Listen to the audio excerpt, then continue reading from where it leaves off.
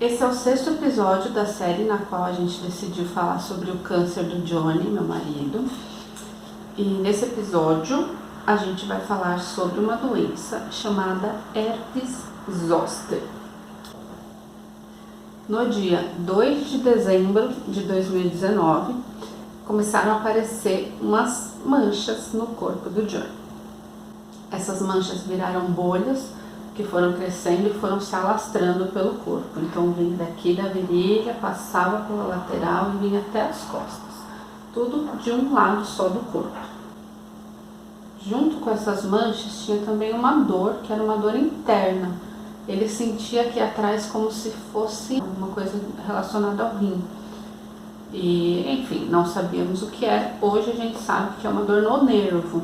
E é uma dor forte, uma fisgada mesmo. E algumas pessoas que têm o herpes zoster não conseguem, assim, escovar os dentes, pentear o cabelo. É uma doença que geralmente dá em idosos ou pessoas imunodeprimidas, né? Alguém que esteja com a imunidade baixa. A gente não sabe exatamente o que desencadeou o herpes zoster, mesmo porque o Johnny tinha terminado a quimioterapia em abril de 2019. Depois disso ele já tinha passado por uma cirurgia para retirar o chivanoma em julho. E em dezembro, teoricamente, a imunidade dele estaria restabelecida, mas por algum motivo desencadeou essa baixa na imunidade e esse vírus oportunista se manifestou. Que vírus é esse? É o vírus da varicela, que é o mesmo vírus da catapora. Então, só tem herpes zoster quem já teve catapora. A pessoa tem a catapora, o vírus fica, digamos, adormecido no sistema nervoso e se a sua imunidade baixa, ele pode se desenvolver como se fosse uma segunda vez, mas dessa vez com essa doença que se chama herpes zoster. Esse é o meu entendimento, tá? Pelo que eu li, estudei e conversei com os médicos, foi isso que aconteceu. Então isso começou no dia 2 de dezembro e no dia 4, como as manchas foram virando bolhas e começou essa dor interna, falei, vai até o ICESP. E essa é a recomendação que a gente tem desde que a gente começou o acompanhamento no ICESP. Qualquer coisa que ele tenha, que ele vá até lá, porque lá tem o histórico dele, tem os medicamentos que ele já tomou, os procedimentos pelos quais ele já passou, e eles têm como passar a orientação mais adequada. Tem um pronto-socorro só para atendimento oncológico, que é o Caio, e ele foi até lá. Quando ele chegou, já colocaram uma máscara nele e a equipe de enfermagem mesmo já identificou na hora que seria herpes zoster, mas ele ficou lá isolado para aguardar atendimento com o médico. Sendo confirmada a herpes zoster, então foi estabelecido um protocolo de tratamento para essa doença, que eu vou colar aqui porque eu nunca vi tantos remédios ao mesmo tempo na minha vida. Aciclovir, dipirona, loratadina, prednisona e tramadol.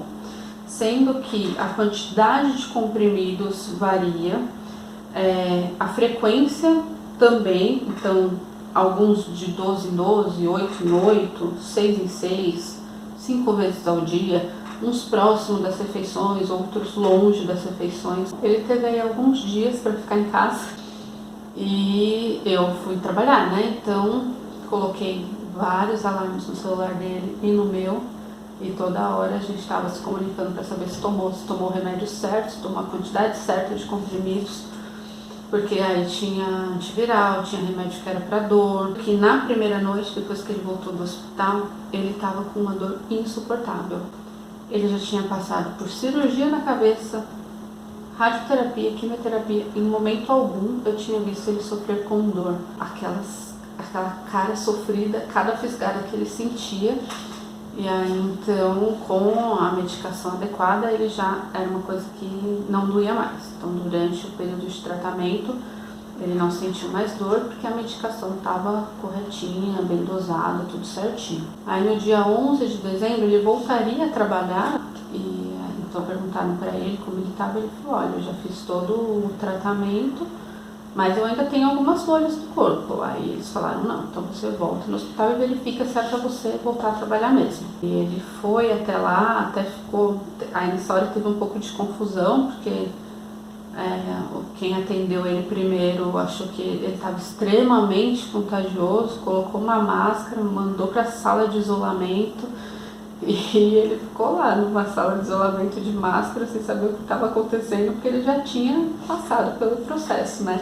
E de fato já tinha passado o período de tratamento e o período de contágio, né? Então a forma como estavam as bolhas no momento, eles já identificaram que já não era mais contagioso, mas mesmo assim deram mais alguns dias para ele ficar em casa para se recuperar melhor. E claro que o Johnny autorizou a publicação dessas fotos e autorizou tudo que a gente está fazendo aqui, né? Todo esse relato da nossa experiência com essas surpresas aí que vieram com o câncer e depois do câncer, né? Então as bolhas estouraram, ele não sentia dor, eu fico imaginando que deveria incomodar, parecia uma queimadura assim, né? Mas não incomodava, só que ele tinha que trocar de camiseta toda hora porque ficava manchado e molhado. E depois tudo isso secou e a gente tem algumas manchas pelo corpo que ficaram, pode ser que desapareçam ou não, mas pra gente é irrelevante, o importante é que ele está saudável e está recuperado. Em tese, a pessoa só desenvolve o herpes zoster uma vez na vida, então ele já estaria imunizado e não desenvolveria mais esse tipo de doença. E embora ele tenha uma região do corpo grande que foi afetada, foi uma região que não gerou nenhuma sequela, porque isso pode acontecer de dar perto do olho, afetar o nervo óptico ou do ouvido, então teria complicações que poderiam ser mais graves. E a partir daí a gente já começa a pensar o que vem agora, né? O que vem depois. No primeiro episódio dessa série eu descrevi o que são esses sintomas das convulsões parciais e ele voltou a ter essas convulsões e eu comecei a anotar as datas em que ele tinha isso, que foram 19/10, 2/11, 15/11, 19/11, 27/11 e 19/12. Então, a partir do mês 10, ele voltou a ter as convulsões parciais. Um pouco depois que ele terminou a quimioterapia, a oncologista retirou o clobazam e deixou só a lamotrigina e a gente foi acompanhando de acordo com essas crises parciais, foi mexendo só na dosagem da lamotrigina, mas com intervalos maiores ou menores, ele teve essas convulsões parciais.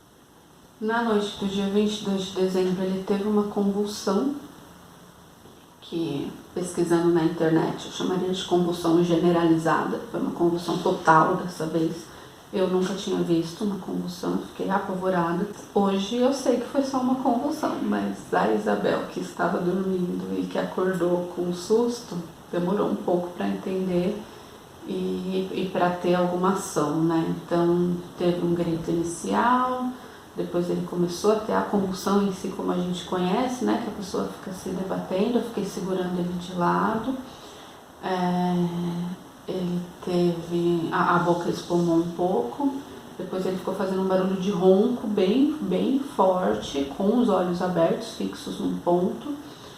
E depois ele fechou o olho e como se ele estivesse dormindo, só que respirando bem forte. E aí demorou um pouco, ele acordou.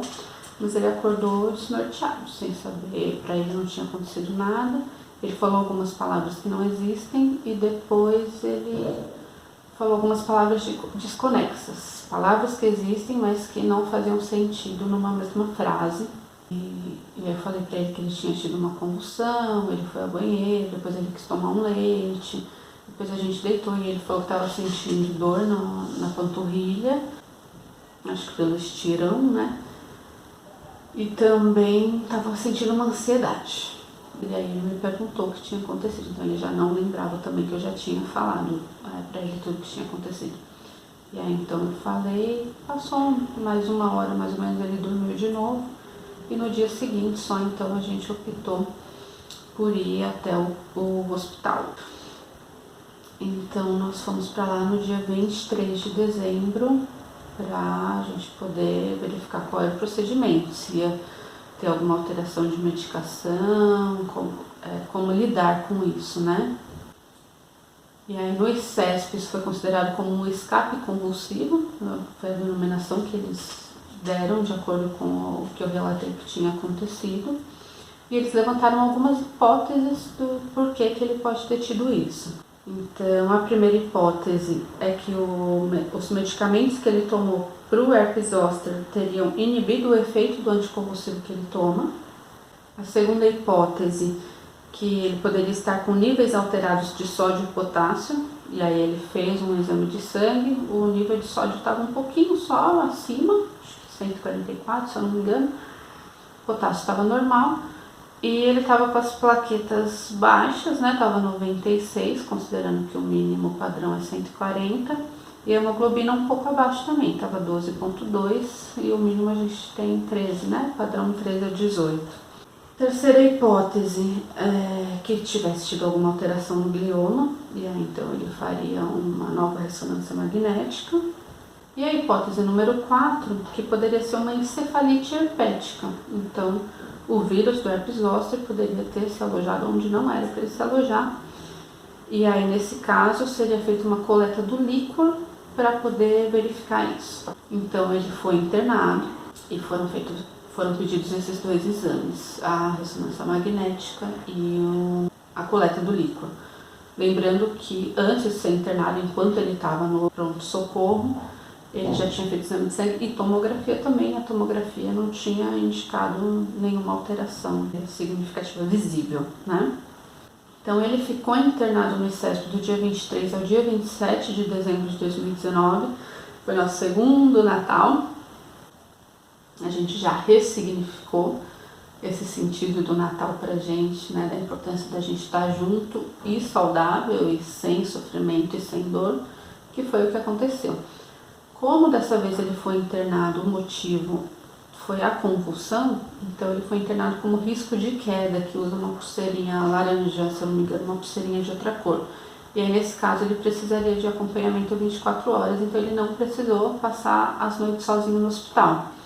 Eu fiquei lá com ele e uma das noites que eu fui trabalhar no dia 27, então no dia 26 para o dia 27, a mãe dele passou a noite lá com ele no hospital. Essa internação foi mais para uma vigilância neurológica, então para eles poderem acompanhar e verificar se ele teria mais algum escape convulsivo. E aí nesse período ele não tomou banho sozinho, ele não podia andar pelo hospital, eu até consegui dar umas voltinhas com ele de cadeira de rodas lá pelo andar.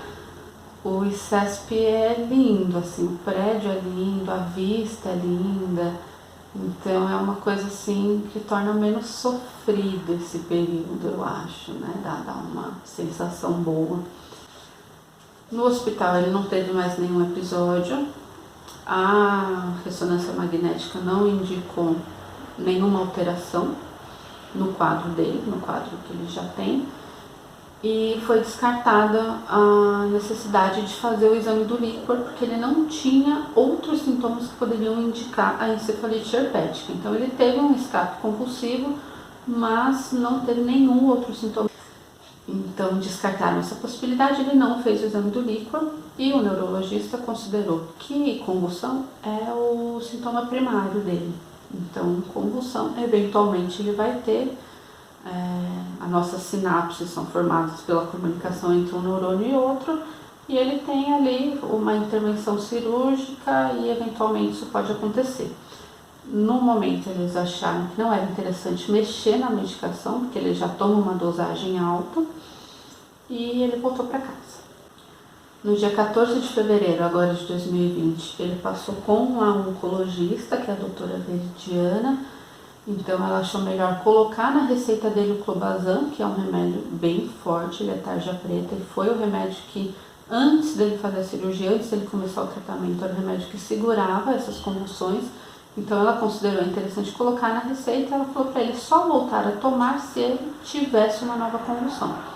E aí no dia 24 de fevereiro, que foi a segunda-feira de carnaval, ele teve uma convulsão de novo aqui em casa, Como na internação de dezembro o neurologista já tinha dito que não era toda vez que ele tivesse uma convulsão que a gente tinha que ir para lá, a menos que ele tivesse uma seguida da outra ou que ele demorasse para voltar à consciência. Aí nesse caso a gente poderia ficar mais alerta, mas uma convulsão por si só não era para ele voltar. E como já tinha na receita dele o clobazam e ele já tinha pegado na farmácia do ICESP o remédio, então a partir do dia 24 de fevereiro agora de 2020, ele voltou a tomar o clobazam. Para esse vídeo não ficar muito longo, eu vou gravar um último vídeo, episódio número 7, para falar sobre os dias de hoje, resultados de exames e que perspectivas que a gente tem. Então, por enquanto, muito obrigada e um abraço.